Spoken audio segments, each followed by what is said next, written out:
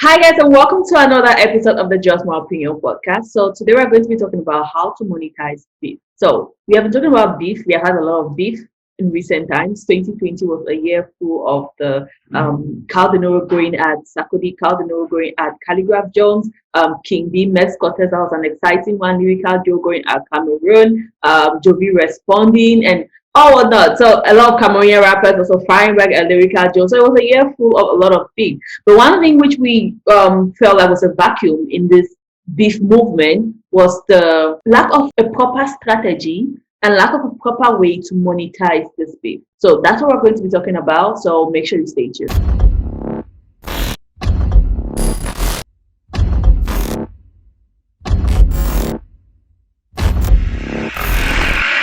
Okay, so like I mentioned, there have been a lot of beef. 2020 was filled with lots and lots of people, this person dissing this person, this person dissing this person. But we didn't see the merchandise coming up of this.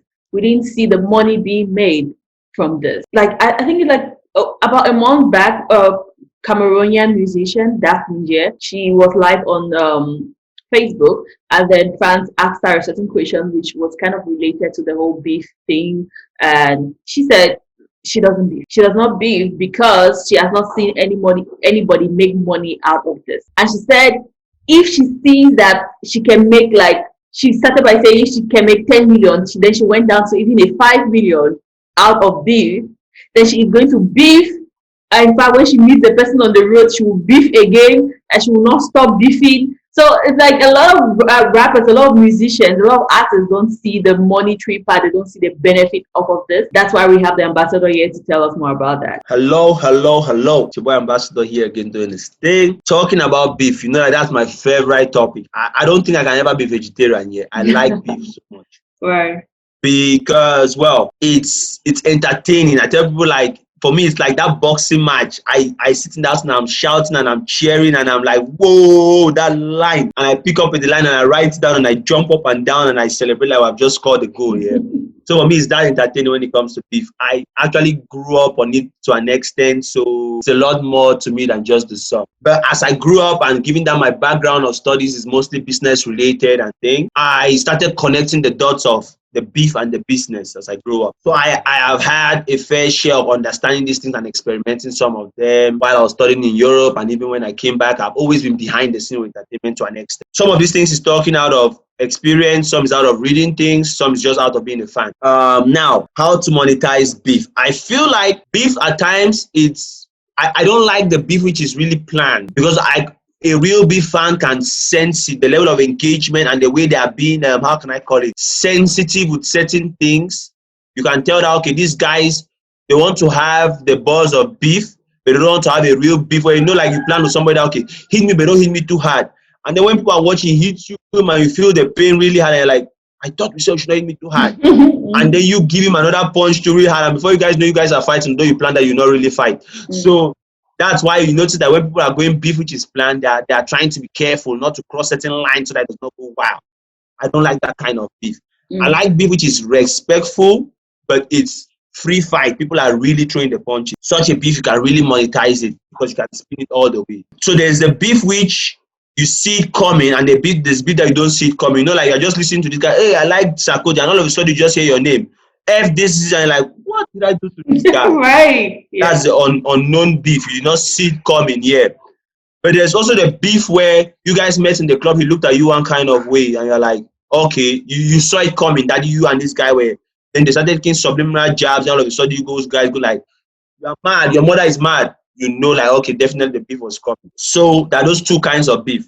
But either way, with a good PR team, once you see the beef coming, you start strategizing around the beef already. Because most of the time, the artist is going to be in the studio responding 48 hours after, digging up dirt and all of that. They will not have the time to actually plan and strategize. So if you have a good team, as soon as they sense the beef coming, they already have the marketable lines that are going to throw into that beef.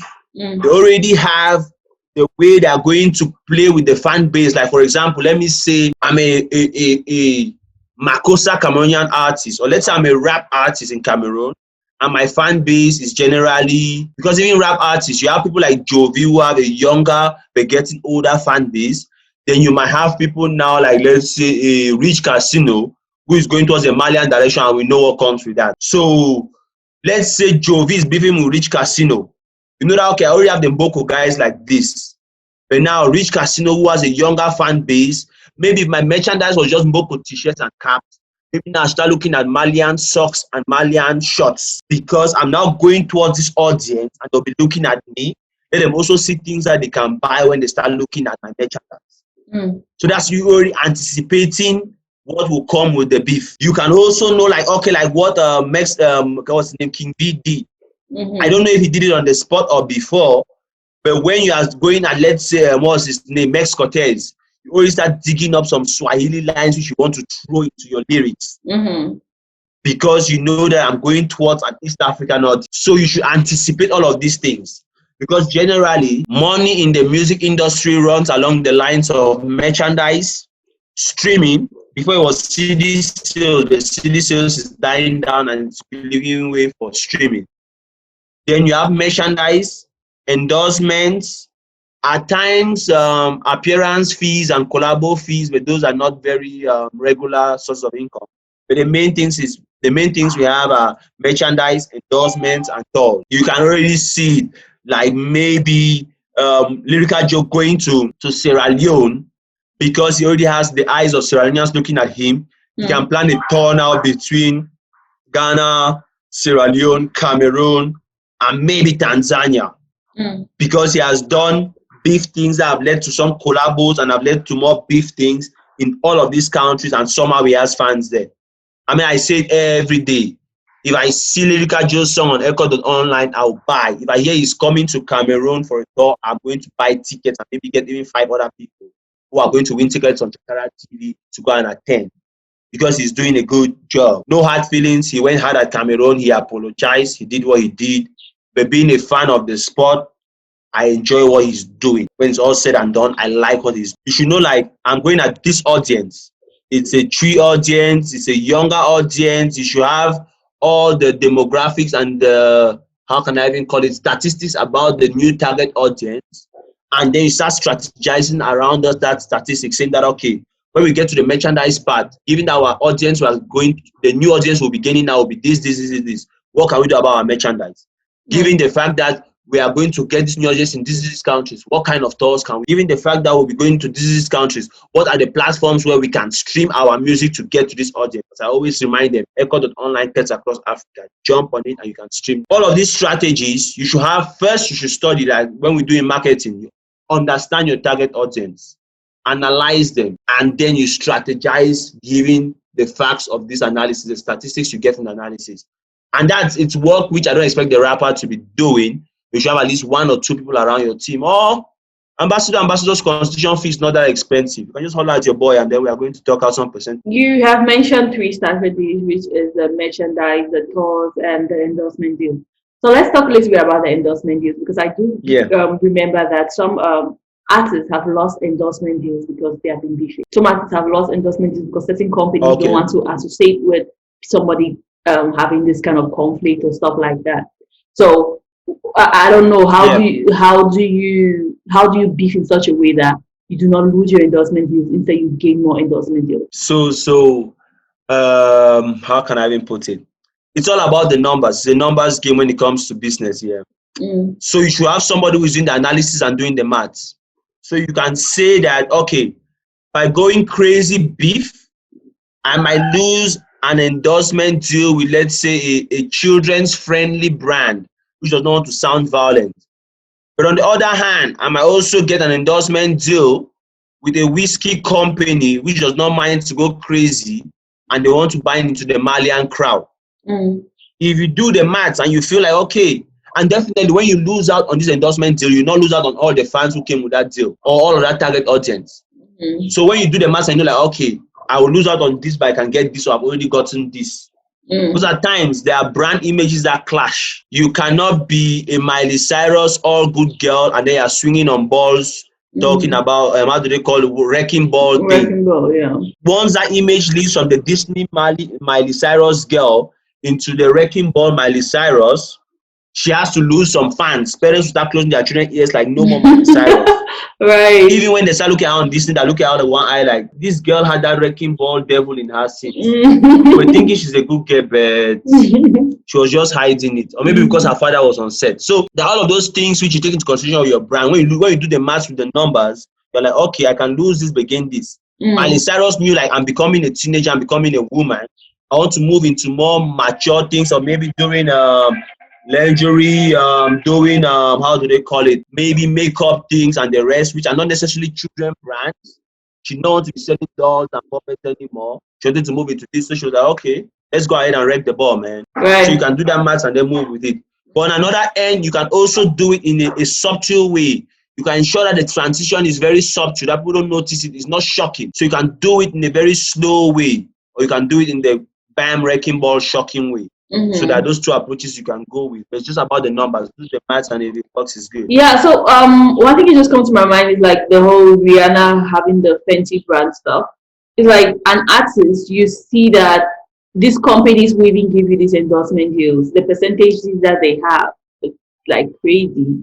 They have majority of money goes to them, and they sell this product most of the times because of you. Majority of their audience come because of you, especially if you're this really big name. So I think that was the whole reason why like people like Rihanna, people like Jay-Z felt like I need to go into this business myself.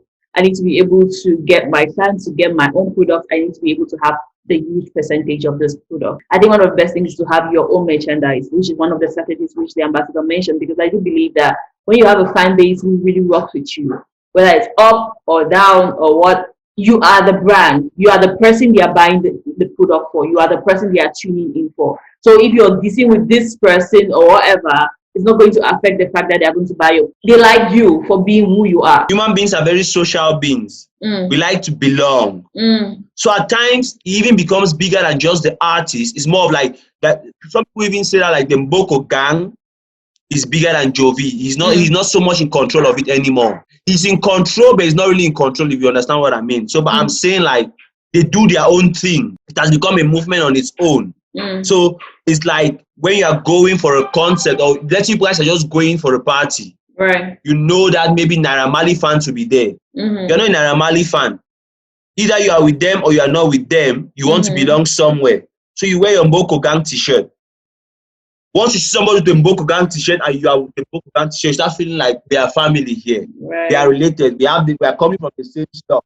Maybe let's pass one or two things together here. If you know what I mean. So most of the time, it comes with those things. So people like to belong. Human beings is that whole feeling. Most of the time, they say it's not about the product. It's more about the feeling that the product gives you. So once you are sure of that feeling you want to give them, whatever product you put out, which is associated with that feeling, they're going to pick it up. The tours, the merch, endorsement deals. So as an artist, you want to go in for the beef, think about this. And also one thing which we failed to mention, I think we mentioned it, but we didn't really dive into it, selling your songs. Put it exclusively on a platform where your fans who want to get it like this can get it from there. I don't usually advise African artists to go for the Tidals and the Apple because one, it is not catered for them. I always say Echo.online because it's adapted to Africa and it gets across Africa.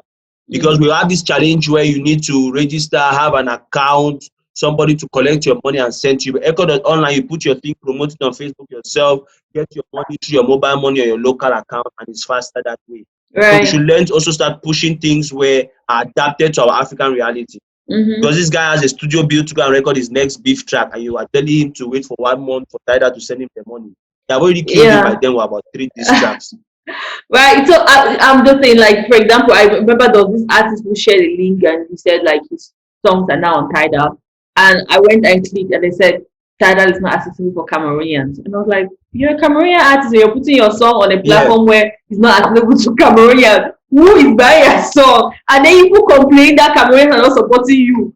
Then you gotta put it on a platform that I cannot even use. Like, how does that make sense? Or like Spotify is not also accessible for Cameroonians, so you're going to put your song on Spotify. What sense does that make? So yeah, we need to really be very, very intentional about the platforms we choose. Yes, strategic about the platforms we choose to run our product.